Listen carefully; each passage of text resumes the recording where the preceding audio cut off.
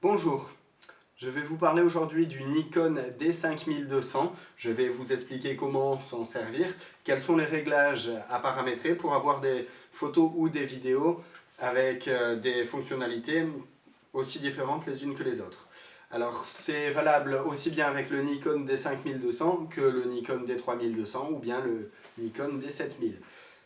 Je vais commencer par vous expliquer à quoi sert et comment on règle la focale d'un appareil photo. Ensuite, nous passerons à la sensibilité ISO et enfin, on terminera avec la vitesse d'obturation.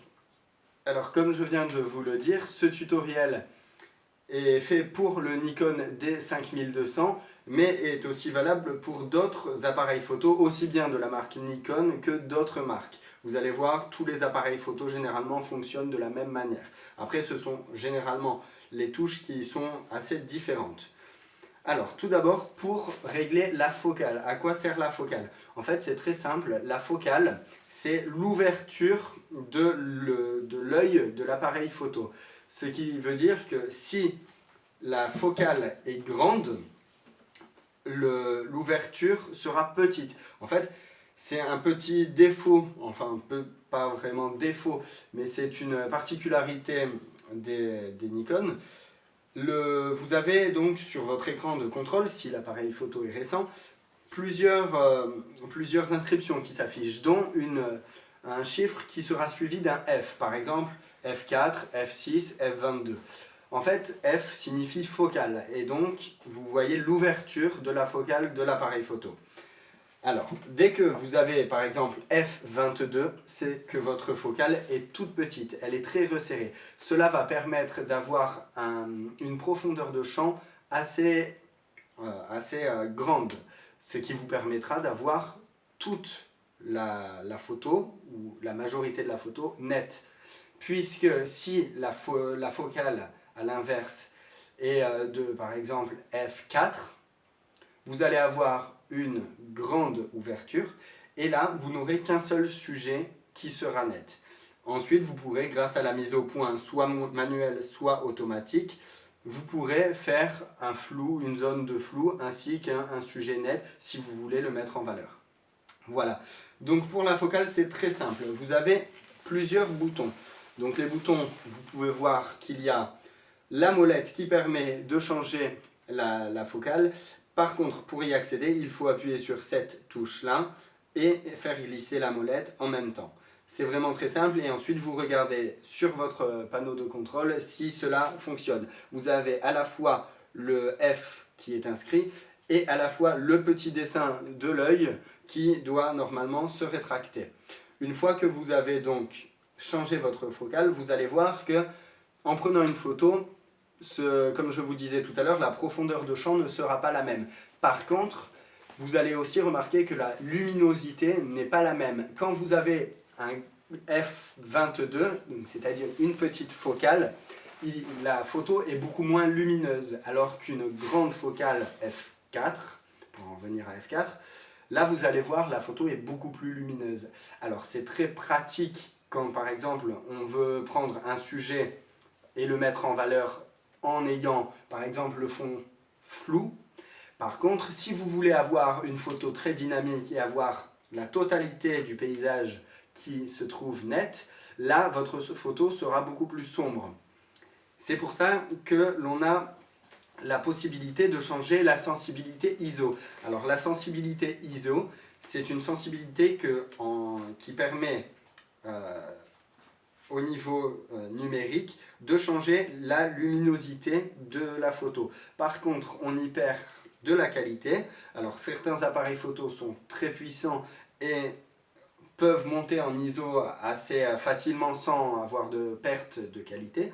Par exemple, pour le D5200, vous pouvez monter au moins facilement jusqu'à 3200 ISO sans avoir de grain. Le grain, c'est ce que vous voyez sur la photo, c'est les petites particules. Si vous prenez par exemple une sensibilité ISO de 100 ISO, vous allez voir que la photo sera totalement nette. Si vous faites un zoom, vous allez voir les pixels. Alors que si vous montez la sensibilité aux alentours de 6400, voire les I1, I2, I3, vous allez remarquer de suite qu'il y a beaucoup de grains et on ne verra même plus forcément le détail. C'est pour cela qu'il ne faut pas abuser de la sensibilité ISO. Plus elle est basse, moins la photo est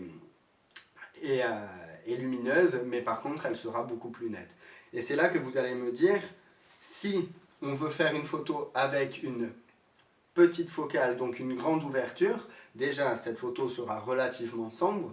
Si en plus vous voulez que cette photo soit très nette, donc avec une sensibilité ISO relativement faible, par exemple de 100, vous allez voir que la photo est vraiment très sombre. Alors comment faire pour justement arriver à l'éclaircir? C'est très simple, vous allez pouvoir justement profiter de la vitesse d'obturation. La vitesse d'obturation, c'est très simple, vous allez tout de suite comprendre. Quand vous prenez une photo, vous avez le bruit du déclencheur qui fait tchic tchic. Ce bruit, vous avez peut-être déjà remarqué que vous pouvez changer la cadence. Par exemple, prendre une photo très rapide qui fera tchic, ou bien une photo lente, donc on appelle ça une pose plus lente, qui peut varier aussi bien de une demi-seconde jusqu'à 30 secondes. Généralement, les appareils photo, vous pouvez modifier la pose aux alentours de 1/4 millième de seconde jusqu'à 30 secondes. Alors, plus la pose sera lente, plus bien sûr la photo sera lumineuse. Ce qui nous permet donc justement de combler le manque de luminosité dû à la focale et aux ISO. Par contre, si on fait une pose lente, là vous allez voir qu'il y aura du mouvement. Si vous prenez par exemple un paysage et qu'il y a du vent, vous allez voir dans les arbres les branches qui bougent, ça va faire un flou de mouvement. C'est pour cela qu'il faut utiliser plutôt réduire la focale ainsi que monter les ISO que de prendre une photo avec 30 secondes de pause. Après, ça peut donner des effets intéressants puisqu'on s'en sert pour le light painting. Si par exemple vous prenez une ville de nuit et que vous laissez une pause très lente, vous allez remarquer par exemple les phares des voitures qui font des traînées lumineuses. C'est très joli. Ensuite, vous allez remarquer également que si vous prenez une photo très rapide, là, la luminosité sera quasi nulle. Vous allez peut-être même avoir une photo tout à fait noire.